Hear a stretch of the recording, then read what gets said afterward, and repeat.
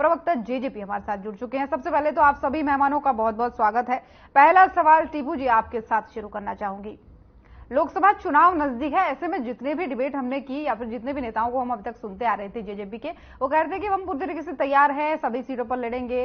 लेकिन अब प्रदेश अध्यक्ष का ये कहना है कि अगले 3 दिन में तय किया जाएगा कितने सीटों पर लड़ना है, क्या रणनीति होगी। तो इसका मतलब आप तैयार ही नहीं थे अभी तक?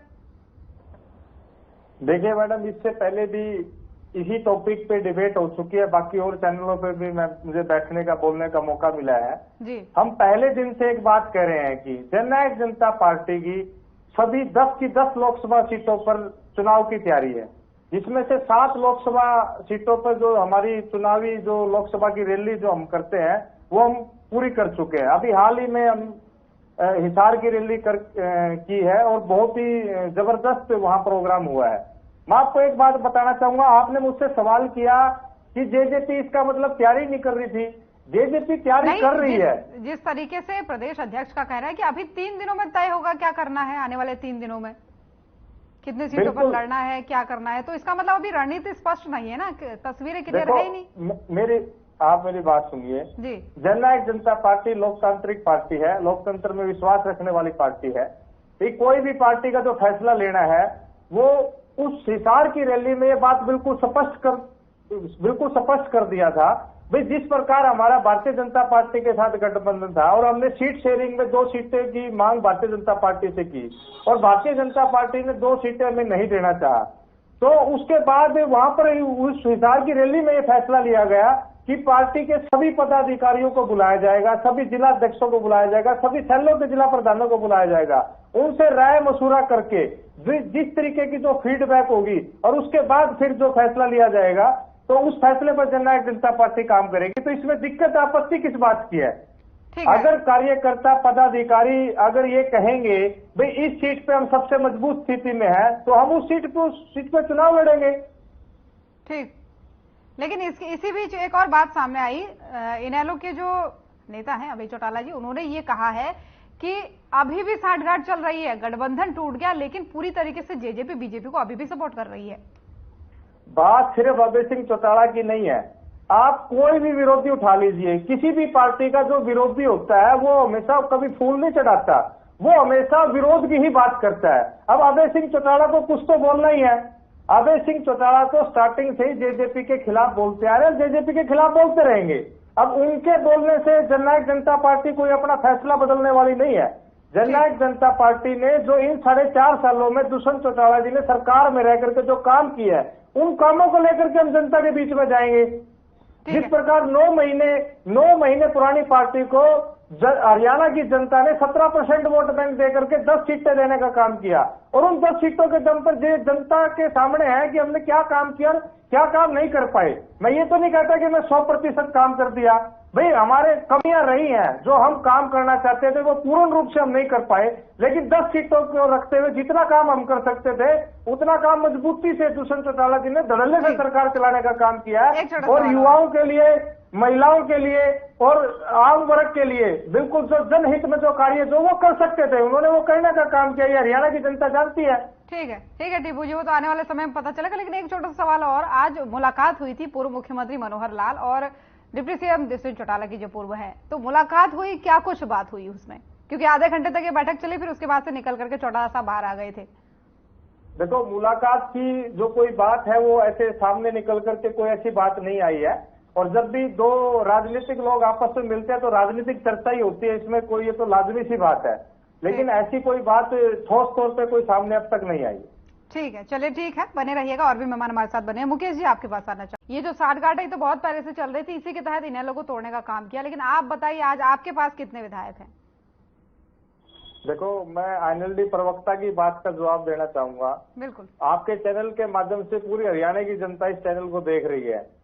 एक बात तो स्पष्ट है कि इनेलो के पास सिवाय जेजेपी के खिलाफ बोलने के, अभय सिंह चौटाला के पास सिवाय दुष्यंत चौटाला के खिलाफ बोलने के और कुछ बचा नहीं है।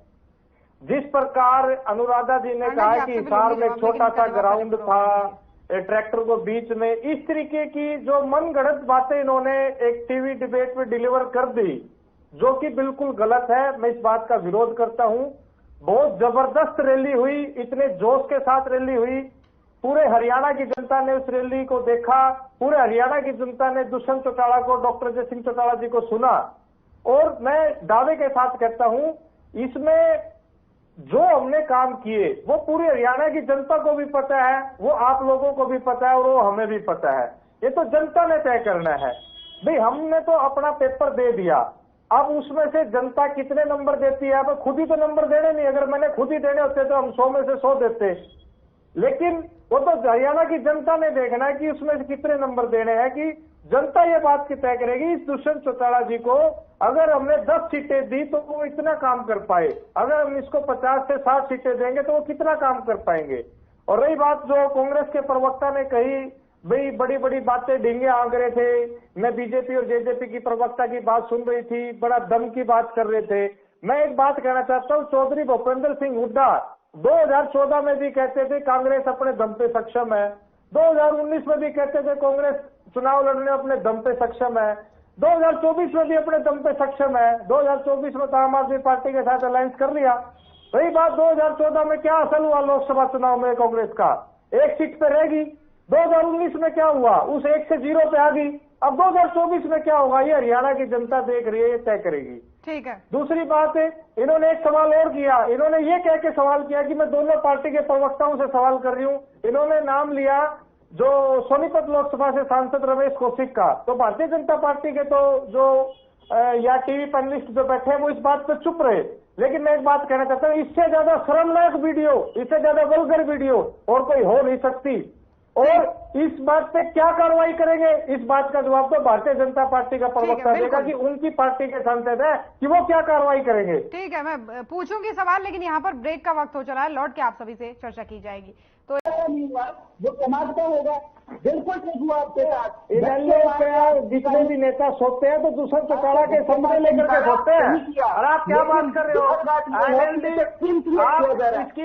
आप जेजेपी की जगह की बात कर रहे हो। दुष्यंत चौटाला ने अपने जीवन के काल में एक एक करके अपनी बारी में अपनी बात रखिएगा। एक बार सुन लीजिए, दुष्यंत चौटाला ने एक बार सुन लीजिए अपनी अपनी बारी में, अपनी अपनी बारी में थू कर रहे हैं जेजेपी पे। अब ये पूरा हरियाणा चुनाएगा, अभी तो है ही नहीं। अभी तो आप ऐसे ही लगे रहे हो। आपके पास ना कुछ कहने को है, ना आप किसी की सुनना चाहते हो।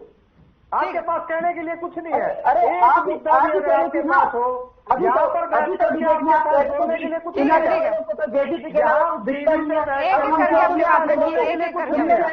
भी नहीं है आपके पास बोलने आंटा जी, आपके पास क्या होगी पहले इनकी बात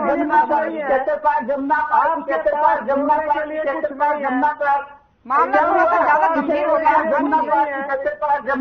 के पास यहाँ बोलने के लिए कुछ नहीं है। कहाँ गया आपका जमुना पार? मैं क्या कह रहा कहाँ हूँ, गया मेरे जमुना पार? आज जमुना पार वाले के सामने आवाज जनता की बातचीत करके आए हो। ठीक है, एक एक करके बोलिए। मुझे तो समझ नहीं आ रहा है आप लोग क्या बोल रहे हैं, एक एक करके बोलिए। टीपू जी आप अपनी बात रखिए। मैं अपनी बात दोबारा से रख रहा हूँ। इनेलो के पास सिवाय दुष्यंत चौटाला के खिलाफ बोलने के लिए कुछ नहीं है। और जैसे इन्होंने कहा कि हम तो आपकी शक्ल नहीं देखना चाहते तो टीवी वाले दिखा देते हैं। अब आप सुनिए, धैर्य रखिए, आप सबर रखिए, आप सुनने की क्षमता रखिए, आप सुनिए। दुष्यंत चौटाला जी ने अब तक 3 चुनाव लड़े हैं। 2014 का चुनाव लड़े, सबसे यंगेस्ट एमपी बने। उसके बाद 2019 किसने बनाया? उसके बाद किसने नहीं बनाया? आपको कोई जानता तक नहीं था। विधानसभा का चुनाव आपके लाडले को कोई जानता तक नहीं था। आपके लाडले को विचार में कोई नाम से नहीं जानता था।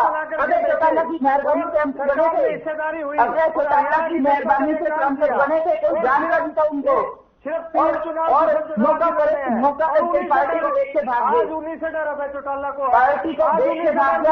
सिंह हुड्डा को। मौका करे और सारी पार्टियों को अगर किसी से डर लगता है तो दुष्यंत चौटाला से लगता है। आज अगर सबसे ज्यादा तकलीफ राजनीतिक कीड़ा है वो, सबसे ज्यादा जनता को खा रहे कीड़ा, सुंडी का काम किया। जैसे गाड़ी में सुंडी लगती है, लोगों के गले में लगा के पास बोलने के लिए कुछ कौन किसको जानता है ये महत्वपूर्ण है, ये जनता किसको जानती है ये महत्वपूर्ण है। ठीक है, लौटूंगी, आप लोग थोड़ा सा आराम कीजिए। आवाज आ रही है अब तक? हाँ, आपकी आवाज आ रही है। मैं सबसे पहले इनेलो की प्रवक्ता का जवाब देना चाहूंगा। अब ये एक तरफ तो ये कह रहे हैं कि हम आपकी शक्ल नहीं देखना चाहते, हमारी तो मजबूरी है। अभी ऐसी क्या मजबूरी है कि आप सुबह उठते हो दुष्यंत चौटाला के नाम से शुरू करते हो, रात को सो जाते हो दुष्यंत चौटाला के नाम पे खत्म करते हो?